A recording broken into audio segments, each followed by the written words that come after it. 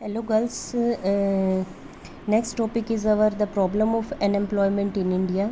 Indian economy है आपकी syllabus में फोर्थ सेम में। तो अब हमारा जो नेक्स्ट टॉपिक है after understanding the issue of planning in India, planning structure हमने पिछले टॉपिक में किया था। तो नेक्स्ट टॉपिक हमारा है problem of unemployment in India, बेरोज़गारी की समस्या। बेरोज़गारी की जहाँ पर हम बात करते हैं तो बेरोज़गारी एक बहुत कॉम्प्लेक्स स्ट्रक्चर है, और आज जब हम कोविड-19 की समस्या से जूझ रहे हैं तो ये पेंडेमिक के समय में तो और बेरोज़गारी की इस समस्या ने बड़ा विकराल रूप धारण कर लिया है।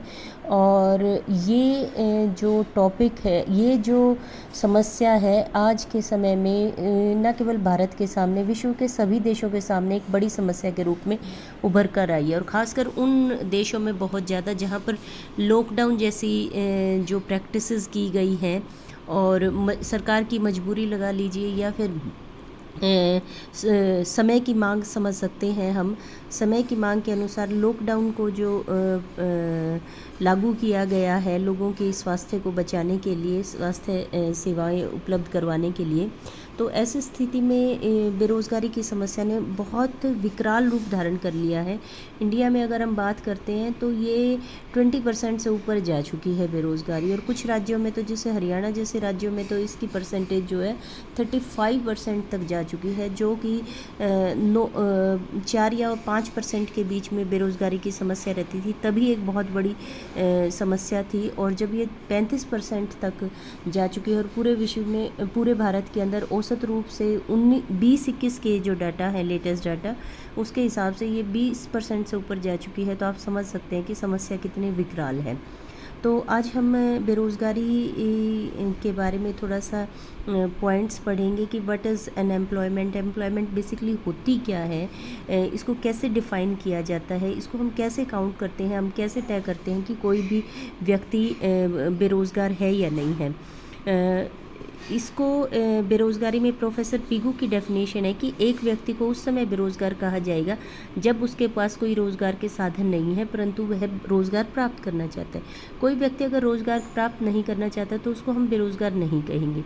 बेरोज़गार की जो अवधारणा है उसके अनुसार ये है कि 2 चीज़ें होनी ज़रूरी है कि व्यक्ति काम करने के योग्य होना चाहिए, और वह वर्तमान जो प्रचलित मजदूरी दर है उस पर काम करने के लिए तैयार होना चाहिए। ऐसा नहीं कि कोई व्यक्ति जितनी कीमतों जो वर्तमान मजदूरी दर है उस पर उसे काम मिल रहा है, लेकिन वो कहता है कि नहीं मुझे तो आप मान लीजिए वर्तमान मजदूरी दर 100 रुपये है, और वो कहता है कि नहीं मुझे 150 रुपये दोगे तो मैं काम करूँगा, तो उसको हम बेरोज़गारी की स्थिति में नहीं मानेंगे, उसको हम बेरोज़गार नहीं मानेंगे। अर्थात वो काम करने के योग्य होना चाहिए और वर्तमान मजदूरी दर पर वो काम करना चाहता है लेकिन उसे काम प्राप्त नहीं होता, तो ऐसे व्यक्ति को हम बेरोज़गार कहेंगे।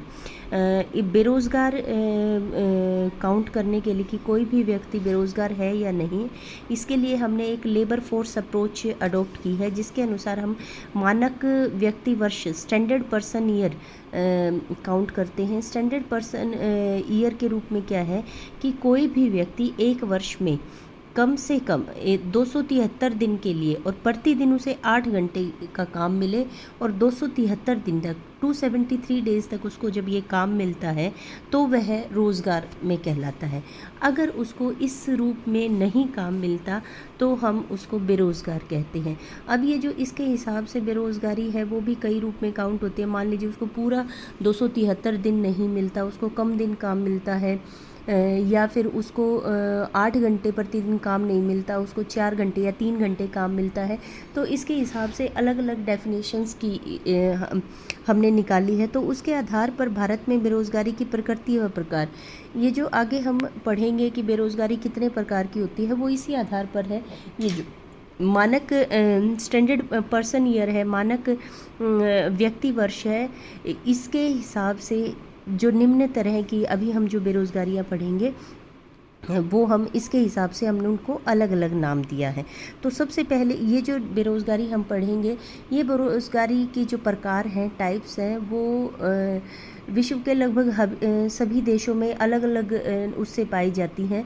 भारत चूँकि एक विस्तृत राष्ट्र है, जनसंख्या हम अगले कुछ सालों के अंदर अगर हमने जनसंख्या नियंत्रित नहीं की तो हम विश्व के सबसे ज़्यादा पॉपुलस कंट्री यानी कि सबसे ज़्यादा घनित क्षेत्र के अंदर आ जाएंगे। हमारी जनसंख्या वर्ल्ड में नंबर 1 होने जा रही है, आप सब इस बात को जानते हैं। तो डेमोग्राफिक प्रॉब्लम भारत के अंदर एक बहुत ज़्यादा है, पॉपुलस कंट्री है भारत। तो यहाँ पर बेरोज़गारी की समस्या और विकराल रूप से शामिल है और लगभग सभी प्रकार की बेरोज़गारियाँ यहाँ पर पाई जाती हैं। सबसे पहले बेरोज़गारी है ओपन अनएम्प्लॉयमेंट, खुली बेरोज़गारी।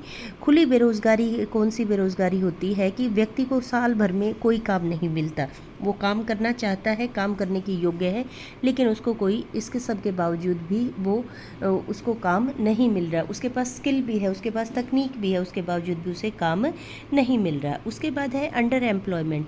अंडर एम्प्लॉयमेंट क्या होता है कि वह काम तो कर रहा है लेकिन जितने समय वो काम कर सकता है उतने समय में उसको काम नहीं मिल रहा। मतलब कि पूरे दिन की जगह उसको आधे दिन की दिहाड़ी मिल रही है, काम मिल रहा है, या उसको साल भर की बजाय उसको 6 महीने ही काम मिल रहा है। तो ऐसी जो बेरोज़गारी होती है, या फिर उसको जितनी उसकी क्षमता है, जितना वो पोटेंशियल है कि वो जितना काम कर सकता है, इंजीनियर को हम मान लीजिए कि हम उसको मैनुअल लेबर पर लगा रहे हैं या उसको उसकी क्षमता से कम का काम दे रहे हैं, तो वो जो बेरोज़गारी होती है उसे अल्प रोज़गार का नाम दिया जाता है। तीसरी जो टाइप होती है छिपी हुई बेरोज़गारी या अदृश्य बेरोज़गारी, ये बहुत प्रोमिनेंटली एग्रीकल्चर सेक्टर में पाई जाती है। छिपी हुई बेरोज़गारी या अदृश्य बेरोज़गारी, डिस्गुइस्ड अनएम्प्लॉयमेंट जो होती है, इसका मतलब होता है कि ऐसी बेरोज़गारी जिसमें व्यक्ति दिखता तो है वो काम कर रहा है, लेकिन यदि उसको काम से हटा भी दिया जाए तो काम पर, उत्पादकता पर कोई फ़र्क नहीं पड़ता। ये जो बेरोज़गारी होती है एग्रीकल्चर सेक्टर में पाई जाती है। एग्रीकल्चर सेक्टर में जिस काम को 2 व्यक्ति कर सकते हैं, वहाँ पर यदि 4 व्यक्ति लगे हुए हैं तो उन एक्स्ट्रा 2 व्यक्तियों को निकालने के बावजूद भी उत्पादन उतना ही हो रहा है, तो ये बेरोज़गारी छिपी हुई बेरोज़गारी कहलाती है। इसकी जो प्रॉपर डेफिनेशन होती है वो होती है कि जब किसी काम में लगे हुए व्यक्ति की मार्जिनल प्रोडक्टिविटी, उसकी सीमांत उत्पादकता 0 होती है, तो ऐसी बेरोज़गारी क्या कहलाती है? छिपी हुई बेरोज़गारी कहलाती है। उसके बाद है मौसमी बेरोज़गारी। ये जो बेरोज़गारी के टाइप हैं ये आपको 2-2 नंबर के क्वेश्चन आएंगे, तो इसलिए इन सारी टाइप्स को आप ध्यान से करें, ठीक है। फोर्थ जो बेरोज़गारी है मौसमी बेरोज़गारी। मौसमी बेरोज़गारी क्या होती है कि सीज़न के हिसाब से आपको रोज़गार मिलता है, सीज़न चला गया तो आप बेरोज़गार हैं। जैसे अभी गेहूं कटाई का मौसम था तो गेहूं कटाई में जो भी मशीनें लगती थी, जो भी कंबाइन लगती थी, उन पर जो लोग काम करते थे उनको काम मिलता है। तूड़ी ढोने वाला या फिर मंडियों के अंदर जो लोग गेहूं की आवक पर काम करते हैं, लेबर वहाँ पर काम करती हैं, तो वो सारे मौसमी रूप से उनको रोज़गार मिला हुआ था। अभी आगे धान का सीज़न आ जाएगा तो धान लगाने के लिए लेबर चाहिएगी, तो उस लेबर को धान लगाने के टाइम तो रोज़गार मिलता है, बाकी टाइम उसको दूसरे कामों में लगना पड़ता है। उसके अलावा ऐसा भी होता है कि जैसे कोई छतरी बनाने वाले हैं, बारिश का मौसम आने वाला है तो उनको रोज़गार मिलता है, बारिश चली गई तो उनको नहीं मिलेगा। सर्दियों में इसी तरीके से वूल का काम सर्दियों में चलता है तो उस टाइम रोज़गार मिलता है, समर में आते ही वो ख़त्म हो जाता है। कुल्फ़ी की रेडी लगा रहा है, गर्मियाँ आ गई तो उसको रोज़गार मिल गया, गर्मियाँ चली गई तो बर्फ़ फैक्ट्री के अंदर काम करने वाले लोगों को रोज़गार चला जाता है। तो इस तरह की जो मौसम के हिसाब से जो बेरोज़गारी होती है कि जब मौसम आ गया तो रोज़गार मिल गया, उस बाकी समय में वो बेरोज़गार रहता है। तो इस तरह की जो रोज़गार होते हैं वो मौसमी बेरोज़गारी होती है। उसके बाद अगली जो बेरोज़गारी है संघर्षात्मक और संरचनात्मक बेरोज़गारी। ये ज़रा ध्यान से सुनिए, अक्सर बच्चे इसमें कंफ्यूज हो जाते हैं। संघर्षात्मक बेरोज़गारी और संरचनात्मक बेरोज़गारी के अंदर बेसिक डिफरेंस होता है। संघर्षात्मक बेरोज़गारी तो होती है कि जब व्यक्ति एक काम को छोड़कर दूसरे काम को प्राप्त करता है, कोशिश करता है कि मैं एक फैक्ट्री में काम कर रही थी, मैंने उस फैक्ट्री का काम छोड़ दिया और मैं दूसरी फैक्ट्री में ट्राई कर रही हूँ, तो 1 महीना 2 महीने 4 महीने जब तक मुझे दूसरी जगह काम नहीं मिलता, तो इस दौरान जो संघर्ष कर रही हूँ उस दौरान जो मुझे बेरोज़गारी रहती है वो बेरोज़गारी आपकी संघर्षात्मक बेरोज़गारी मिलती है। एक रोज़गार छोड़ने और दूसरा रोज़गार प्राप्त करने के बीच का जो समय होता है वो आपकी संघर्षात्मक बेरोज़गारी में होती है। उसके बाद लोग एक जगह छोड़ के दूसरी जगह शिफ्ट हो जाते हैं तो भी उनको बेरोज़गारी का सामना करना पड़ता है। तो इस तरह की जो बेरोज़गारी होती है वो आपकी संघर्षात्मक बेरोज़गारी होती है। और ये बेरोज़गारी बेसिकली क्यों होती है? ये मार्केट इम्परफेक्शंस, हम पढ़ के आए ना कि मार्केट परफेक्ट होती है और इम्परफेक्ट होती है। परफेक्ट मार्केट में हमने पढ़ा है कि नो ट्रांसपोर्टेशन कॉस्ट होता है। परफेक्ट कंपटीशन होती है मार्केट टाइप, उसमें एक जगह से दूसरी जगह साधन और वस्तुएं मूव करती हैं बिना किसी लागत के। और कंज्यूमर जो होता है उसको परफेक्ट नॉलेज होती है, और जो साधन होते हैं, साधन के ओनर होते हैं, उनको भी परफेक्ट नॉलेज होती है। उनको पता होता है कि एक जगह से दूसरी जगह पर कहाँ पर उनको काम मिल रहा है, और वो फटाफट से विद इन नो टाइम जहाँ पर उनको काम मिल रहा होता है, वो बाज़ार के अंदर वो वस्तु मिल रही होती है, उनको पूर्ण नॉलेज होती है और वो फटाफट वहाँ पहुँच जाती है। तो ऐसी बाजार व्यवस्था को परफेक्ट मार्केट बोलते हैं। लेकिन रियल वर्ल्ड में हम जानते हैं कि परफेक्ट मार्केट नाम की कोई चीज़ नहीं होती। कंज्यूमर को, फैक्ट्री ओनर को, मज़दूर को नहीं पता होता कि बाज़ार के किस हिस्से में उनके लिए काम है।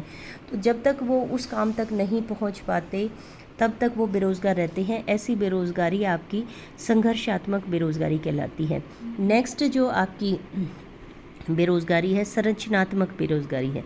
संरचनात्मक बेरोज़गारी जो है वो भारत जैसी विकासशील अर्थव्यवस्थाओं में पाई जाती है। जो राष्ट्र अभी पूरा विकास नहीं किया है, जिनके अंदर अभी विकास की प्रक्रिया चल रही है, ऐसे राष्ट्रों के अंदर संरचनात्मक बेरोज़गारी पाई जाती है।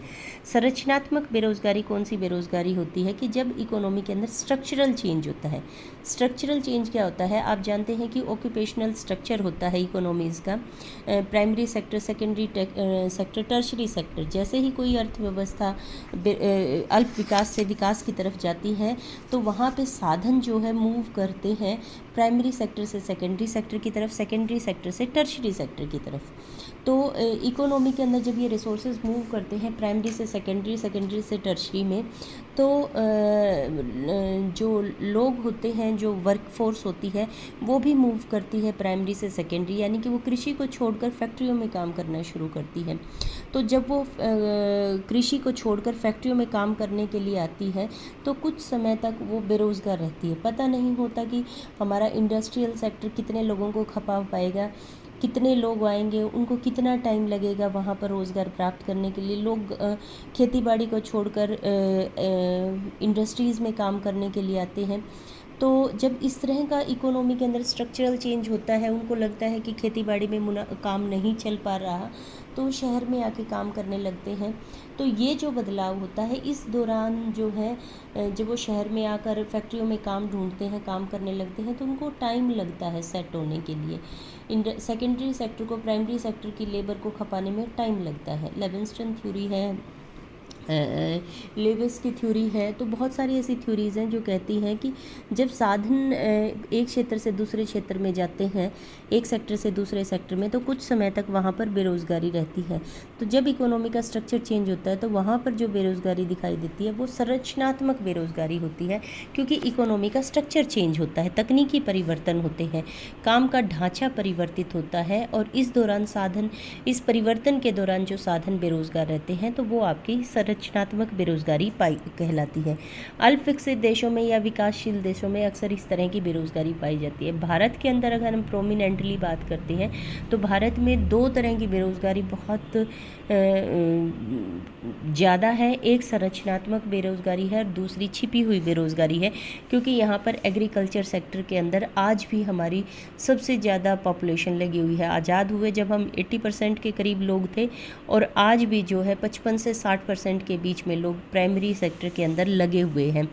तो इसीलिए यहाँ पर जो है संरचनात्मक बेरोज़गारी और छिपी हुई बेरोज़गारी मुख्य रूप से पाई जाती है। तो यहाँ पर जब संरचनात्मक परिवर्तन होता है तो लोगों को काम ढूंढने में लगता है, उधर से स्ट्रक्चर जब चेंज होता है, फैक्ट्रियाँ लगती हैं, तो फैक्ट्रियां भी ऐसा नहीं है कि वो काम नहीं देना चाहती, वो काम देना चाहती हैं, लेकिन जो लोग लेबर आई है, जो मैनुअल लेबर आई है, उसको स्किल नहीं आता है, उसको स्किल सीखने में टाइम लगेगा। जब तक वो स्किल सीख कर उनमें सेट नहीं हो जाती तब तक वो बेरोज़गारी पाई जाती है। मेन कारण इसका ये होता है कि आपका स्ट्रक्चर चेंज हो रहा है, लेबर की डिमांड है, एम्प्लॉयमेंट काम करने वाले लोगों की डिमांड होती है, लेकिन और काम करने वाले भी सामने खड़े होते हैं, लेकिन दिक्कत क्या होती है, टेक्निकल नो हाउ नहीं पता होता, स्किल नहीं होता। जिस तरह के स्किल की आवश्यकता सेकेंडरी सेक्टर या टर्शरी सेक्टर में होती है, वैसा स्किल प्राइमरी सेक्टर से या सेकेंडरी सेक्टर से आए हुए लोगों के पास नहीं होता। तो इस समय ये जो बेरोज़गारी होती है, ये संरचनात्मक बेरोज़गारी कहलाती है। उसके बाद है शिक्षित बेरोज़गारी की, लोग पढ़े, इसको वाइट कॉलर अनएम्प्लॉयमेंट भी कहा जाता है, कि लोग जो है काम करना चाहते, वो पढ़े हुए हैं लेकिन उनको रोज़गार नहीं मिल रहा है। जैसे दिसंबर 2014 में देश के 9,069 रोज़गार कार्यालयों के अंदर 4.83 करोड़ शिक्षित बेरोज़गार पंजीकृत थे। अनएम्प्लॉयमेंट ऑफिसेज खोले हुए हैं गवर्नमेंट ऑफ इंडिया ने, और उनके अंदर जो भी व्यक्ति 10वीं 12वीं या फिर ग्रेजुएशन कर लेता है, वो अपना वहाँ रजिस्ट्रेशन करवा सकता है और उनके द्वारा कॉल की जाती है। हालांकि वो अभी बहुत एफिशिएंट तरीके से काम नहीं कर रहे हैं, लेकिन ये एक खोले गए हैं और इनका फ़ायदा लिया जा सकता है, और उससे कुछ हद तक अनएम्प्लॉयमेंट का डाटा भी सरकार के पास आता है। तो वहाँ पर जो रजिस्टर्ड लोग हैं, जो क्वालिफ़िकेशन कर रहे हैं, डिग्रियां ले रहे हैं और उनको रोज़गार नहीं मिल रहा, तो वहाँ से वाइट कॉलर बेरोज़गारी का, वाइट कॉलर अनएम्प्लॉयमेंट का आइडिया मिलता है। उसके बाद आ जाइए चक्रीय बेरोज़गारी। चक्रीय जो बेरोज़गारी है, ये विकसित देशों में ज़्यादा पाई जाती है। जिस तरीके से संरचनात्मक बेरोज़गारी जो है वो आपकी अल्प विकसित देशों में या विकासशील देशों में, भारत जैसे देशों में ज़्यादा पाई जाती है। चक्रीय बेरोज़गारी जो है वो विकसित राष्ट्रों के अंदर पाई जाती है। विकसित राष्ट्रों के अंदर क्या होता है कि हम केन्जियन इकोनॉमिक्स पढ़कर आए हैं। केन्जियन इकोनॉमिक्स में हमने पढ़ा है कि डिमांड और सप्लाई के अंदर डिफरेंसेस चलते रहते हैं। कभी डिमांड ज़्यादा हो जाती है, सप्लाई, एग्रीगेट डिमांड ज़्यादा हो जाती है एग्रीगेट सप्लाई से, और कई बार जो है एग्रीगेट सप्लाई एग्रीगेट डिमांड से ज़्यादा हो जाती है। तो जब सप्लाई डिमांड से ज़्यादा हो जाती है तो एक्सेस ऑफ सप्लाई, जिसे हम कहते हैं मंदी का दौर जब आता है, तो मंदी का दौर जब आता है तो वहाँ पर ऑलरेडी सामान बहुत बना होता है, तो फैक्ट्री कारखानों के अंदर से क्या किया जाता है, लेबर को फायर कर दिया जाता है, उनको हटा दिया जाता है। तो ये क्या होते हैं, जो व्यापार चक्कर, हम जानते हैं कि डिमांड और सप्लाई के गैप के कारण अर्थव्यवस्थाओं में व्यापारिक चक्कर आते रहते हैं। कभी तेज़ी का दौर आ गया, कभी मंदी का दौर आ गया। तो ये तेज़ी और मंदी के जो दौर होते हैं, इन दौरों के दौरान, मंदी के दौर में जो बेरोज़गारी बढ़ जाती है, वो बेरोज़गारी आपकी चक्रीय बेरोज़गारी कहलाती है। फिर तेज़ी का दौर आता है, फिर से लोगों को रोज़गार मिल जाता है। तो ये तेज़ी और मंदी के दौर के अंदर जो बेरोज़गारी घटती बढ़ती रहती है, इस तरह की बेरोज़गारी को चक्रीय बेरोज़गारी कहा जाता है, और ये इकोनॉमी के अंदर इनबिल्ट होता है। उसके बाद है औद्योगिक बेरोज़गारी। औद्योगिक बेरोज़गारी क्या होते हैं कि उद्योगों के अंदर काम करने वाले लोगों की संख्या घटती बढ़ती रहती है। जैसे मौसमी बेरोज़गारी के कारण लोग जो, जैसे कि मैंने बताया कि कृषि गेहूं की कटाई चल रही थी, तो तूड़ा वगैरह था, काम मिल रहा था।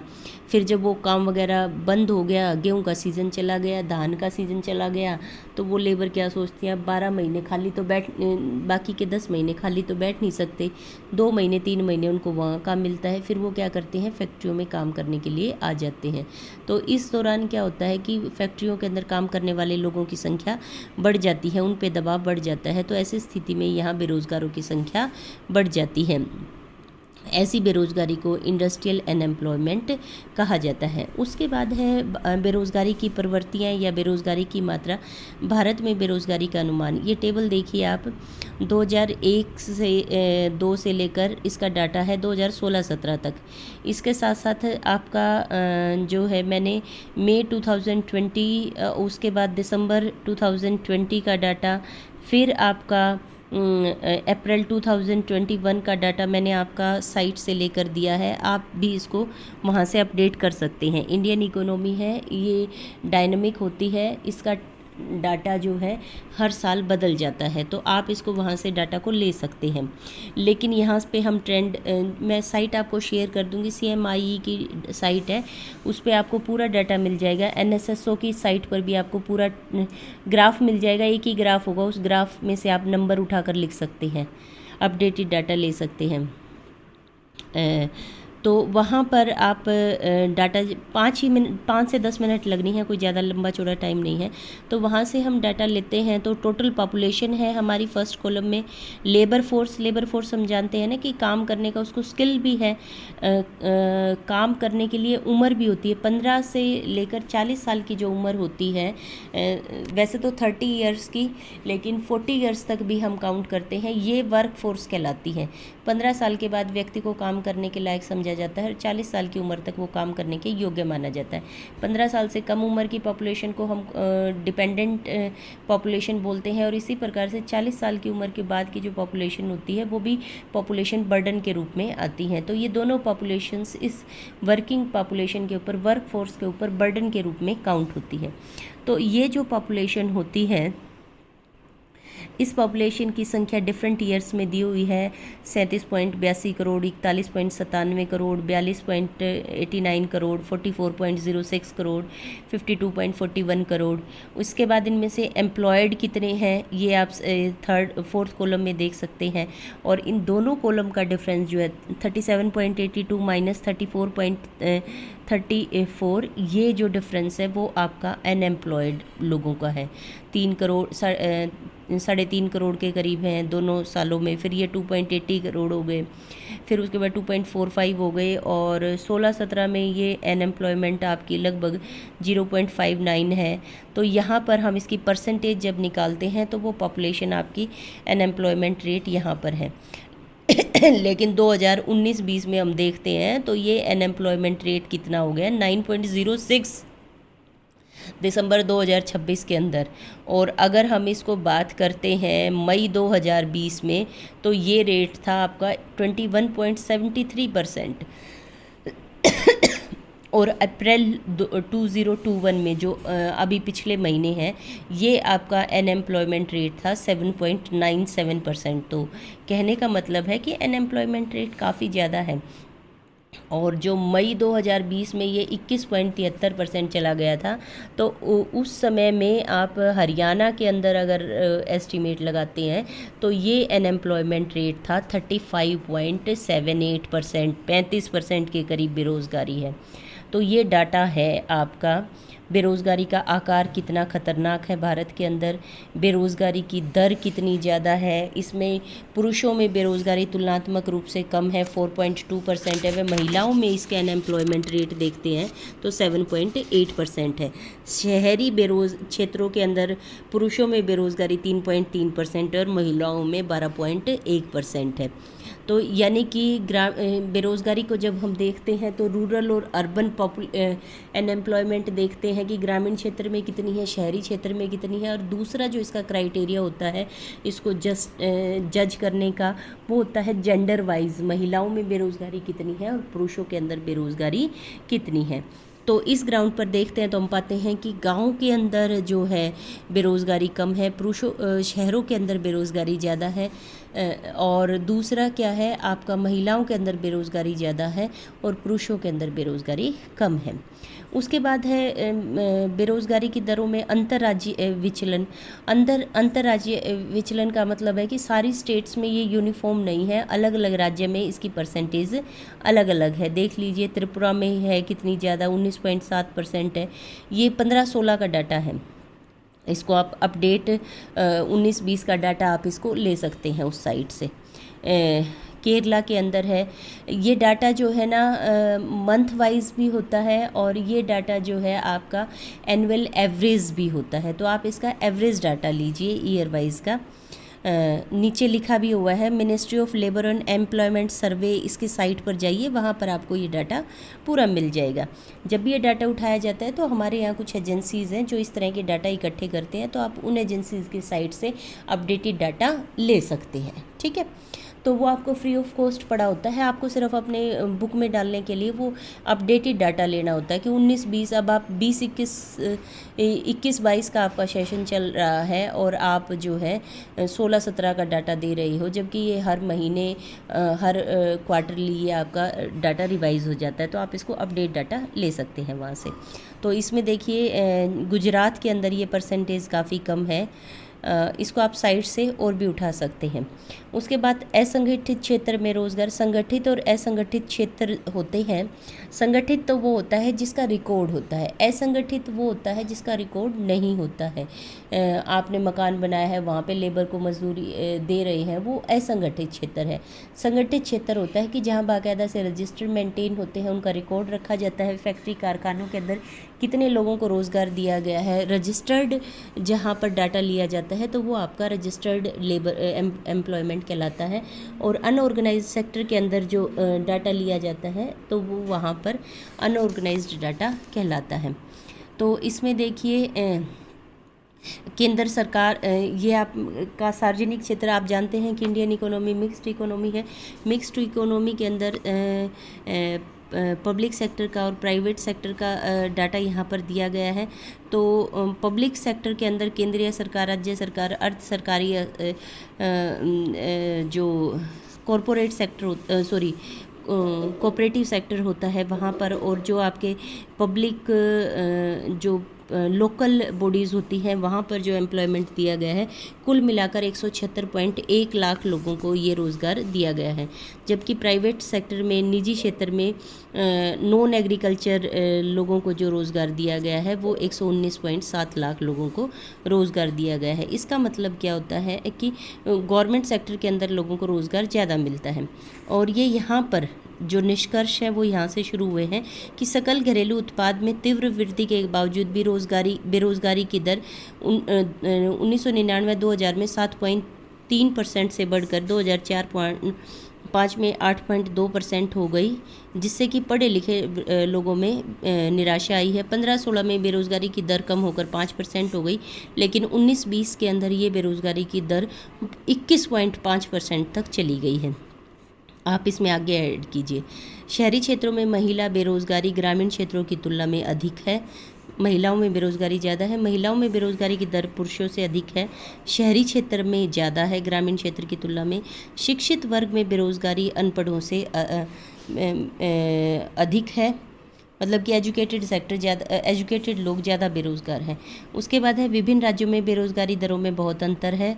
फोर्थ है असंगठित क्षेत्र में संगठित क्षेत्रों की तुलना में अधिक लोग रोज़गार प्राप्त कर रहे हैं। ये जो ऊपर टेबल्स हमने देखी उससे ये बात निकल कर सामने आई है। इसका प्रभाव क्या पड़ता है जब ज़्यादा बेरोज़गारी बढ़ जाती है, तो इस समस्या का क्या प्रभाव रहता है। सबसे पहले मानवीय साधनों की हानि होती है, लॉसेस ऑफ ह्यूमन रिसोर्सेज रहते हैं कि लोग काम करने के योग्य हैं, उनको काम नहीं मिल रहा, और वो लोग जो रिसोर्सेज हैं, लैंड लेबर कैपिटल में से लेबर बहुत इम्पोर्टेंट है और उसको काम नहीं मिल रहा तो उसकी एनर्जी वेस्ट हो जाती है। समय तो रुकता नहीं है, लोग बूढ़े हो जाते हैं, काम करने की योग्यता ख़त्म हो जाती है, तो उनको रिसोर्सेज को यूटिलाइज़ करना है। क्योंकि जीडीपी कैसे बढ़ेगा, जीडीपी तो तभी बढ़ेगा ना कि लोग वहाँ के काम करेंगे, तो रिसोर्सेज वेस्ट हो जाते हैं। उसके बाद जब लोगों को काम नहीं मिलता तो गरीबी आती है। गरीबी अपने आप में एक बहुत बड़ी समस्या है। देश के बहुत सारे संसाधन उस गरीबी को दूर करने के लिए, उन गरीबों का पेट भरने में चले जाते हैं। बहुत सारी स्कीम्स सरकारों को चलानी पड़ती हैं, उनको कहीं अनाज देना, कहीं उनको सस्ती दरों पर साधन उपलब्ध करवाना। तो रिसोर्सेज बहुत ज़्यादा जो कि डेवलपमेंट में लगने चाहिए वो सस्टेनेबिलिटी के अंदर लग जाते हैं।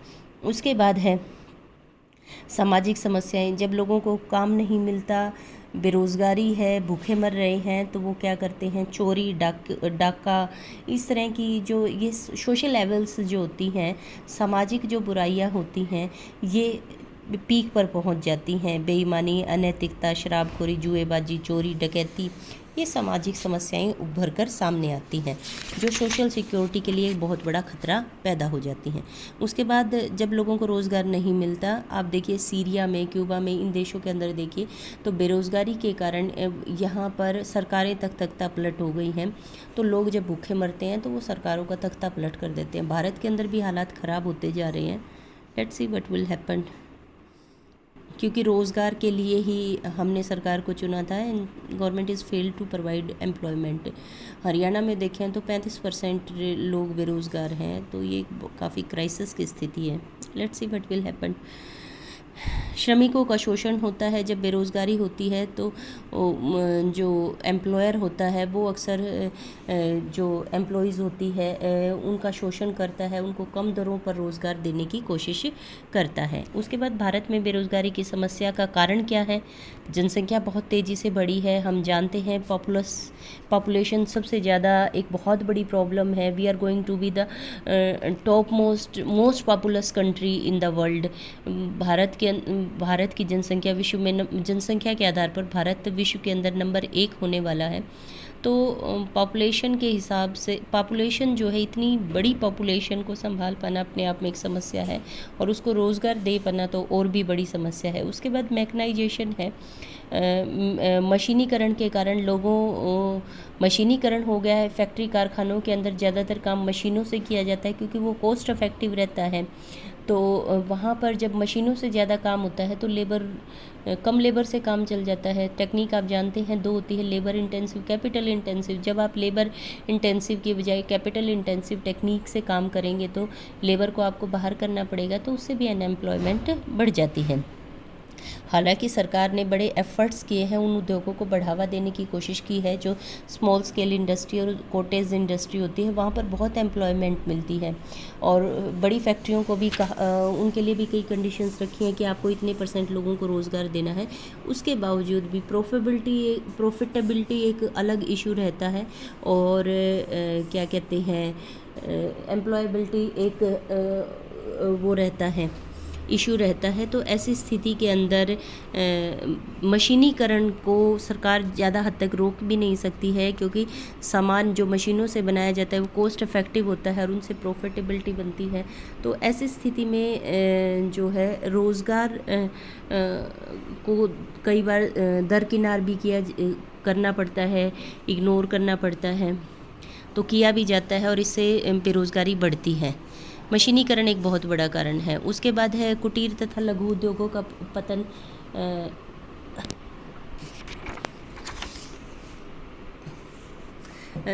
मैंने आपको बताया कि जो कोटेज और स्मॉल स्केल इंडस्ट्री है वो इंडिया के अंदर before the arrival of British rule के आने से पहले भी एक बहुत बड़ा जो है स्रोत रही है लोगों का एम्प्लॉयमेंट का। हमारा जो इंडस्ट्रियल स्ट्रक्चर की बात करते हैं, बड़ी बड़ी मशीन, ये फैक्ट्रियां तो बाद में आई हैं।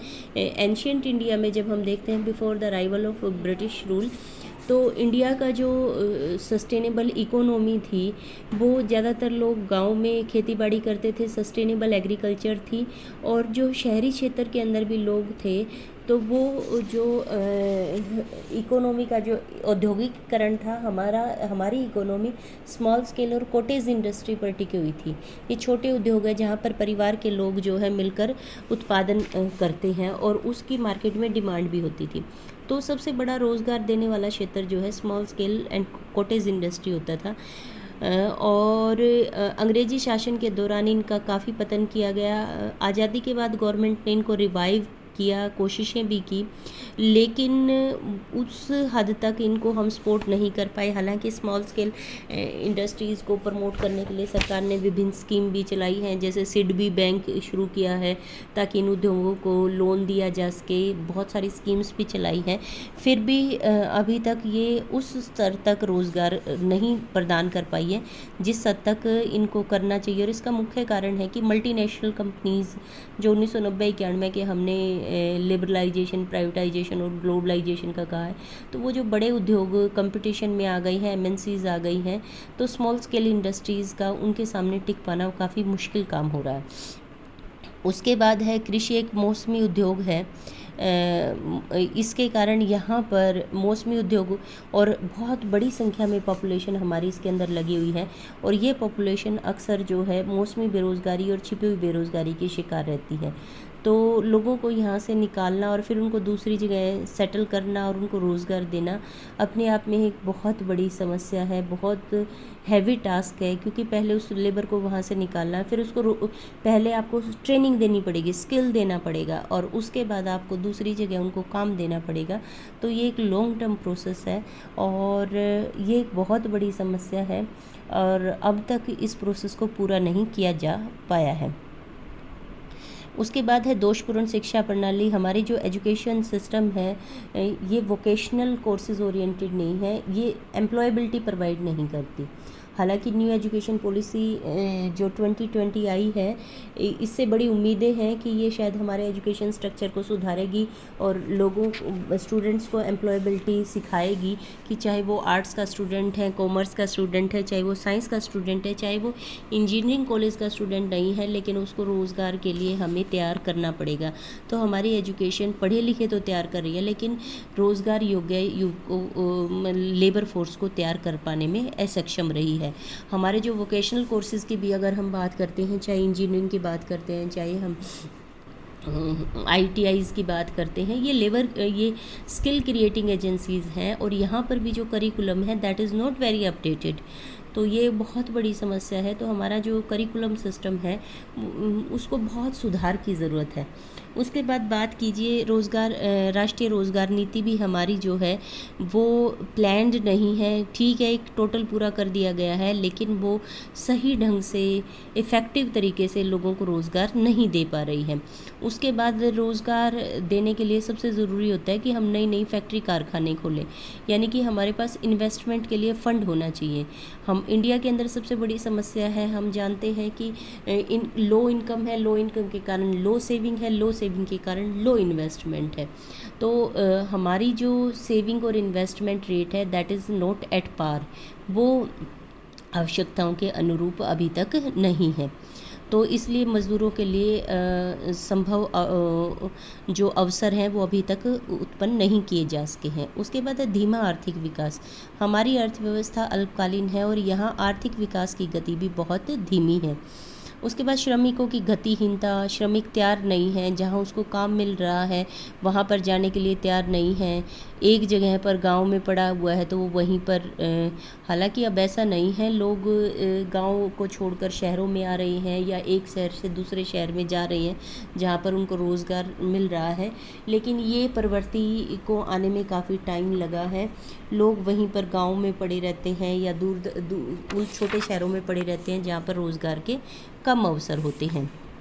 हालांकि एक समस्या ये भी है कि एक शहर से दूसरे शहर में आना भी एक बहुत बड़ी समस्या है, क्योंकि जितनी सैलरी उनको बड़े शहर में आकर मिल रही है, लो वेज इंडिया के अंदर एक बहुत बड़ी समस्या है कि वो छोटे शहर से बड़े शहर में आकर काम के लिए उसको काम तो मिल जाएगा, लेकिन जो उसको वेजेस मिलेंगे दैट इज़ वेरी लो, कि उसके लिए गुजारा ही नहीं है उस बड़े शहर में आकर उस लो वेजेस पर गुजारा कर पाना। तो उसको लगता है कि बड़े शहर में जाने से क्या फ़ायदा, इससे अच्छा है कि मैं अपने छोटे शहर में ही रहूं। तो वेज डिफरेंशियल एक बहुत बड़ी समस्या है भारत के अंदर, जो कि इमोबिलिटी ऑफ लेबर के लिए रिस्पॉन्सिबल है। उसके बाद श्रमिकों की काम करने की अस्थायी प्रवृत्ति। श्रमिक जो है थोड़े दिन काम करते हैं, पैसा कमाते हैं, फिर अपने देश चले जाते हैं, बिहार या फिर जहाँ से भी वो आते हैं, सेविंग करते हैं, वहाँ चले जाते हैं। वहाँ उस पैसे को, जब तक वो पैसा चलता है 2 महीने 4 महीने 6 महीने उसको उड़ाते हैं, जब वो ख़त्म हो जाता है फिर आके वापस काम मांगते हैं। फिर जो एम्प्लॉयर है वो कहता है कि भाई आप रिलायबल नहीं हो, आप बीच में काम छोड़कर चले जाते हो तो मैं आपको काम नहीं दे सकता। फिर वो बेरोज़गार घूमते रहते हैं, क्रेडिबिलिटी अपनी खो देते हैं। उसके बाद है सरकार द्वारा रोज़गार की वृद्धि या बेरोज़गारी को कम करने के लिए क्या क्या प्रयत्न किए गए हैं। तो ये वाला पोर्शन एक लेक्चर और कल मैं आपको अपलोड कर दूँगी, तो ये 2 लेक्चर में हमारा ओवर हो जाएगा। Okay girls, do it.